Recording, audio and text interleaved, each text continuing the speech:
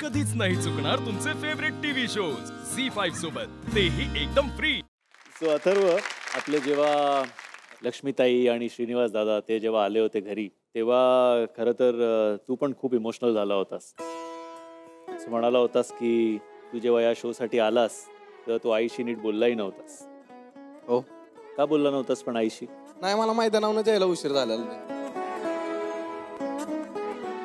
मला 9 वाजले, गाडी राहिलेली एक फायनलला. अच्छा. 2 नंबर केला, तिथनं घरी यायला 30-40 किलोमीटर होतं. तिथनं घरी येतोपर्यंत मी पोर गेला, म्हणलं बॅग घेऊन ये डायरेक्ट. त्यामुळे आईशी भेट होऊ शकली आई नाही, पप्पा नाही, कोण नाही. डायरेक्ट जेवलो बी नाही, तसंच आलो इकडे. सकाळी येऊन नाश्ता केला इथं.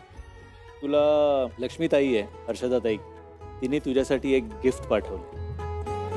ते बघायचंय का काय? दाखवा की आता पाठवलंय तर. ये इकडे.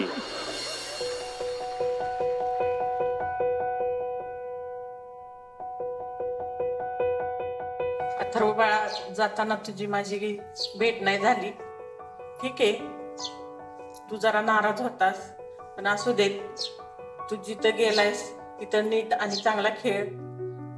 तुला टीव्हीवरती बघून आम्हाला खूप आनंद होतो. आम्ही सगळेजण रोज तुझा टीव्हीवरचे कार्यक्रम बघतो. तुझे मित्रमंडळी तुझा कार्यक्रम बघतात. सगळ्यांची साथ आहे तुला. तू फक्त मन लावून खेळ.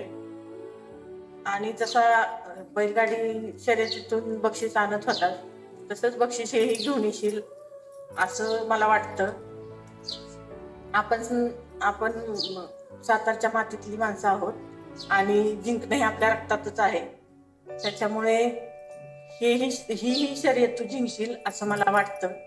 आणि तू काहीही घाबरू नकोस. तू जिथं गेलास ती जागा तुझ्यासाठी नवीन आहे, पण तिथेही तू मन लावून खेळ. आणि मला असं वाटतं की तू चांगला खेळशील.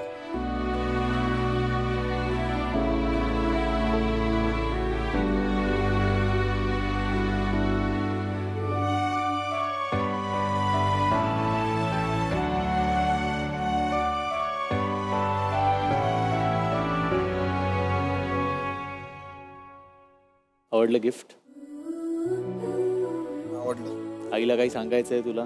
मम्मी काळजी करू नको, मी बरा आहे इकडं. सगळं चांगलं चाललंय आणि इथनं काही ट्रॉफी घेतल्याशिवाय मी काय येणार नाही.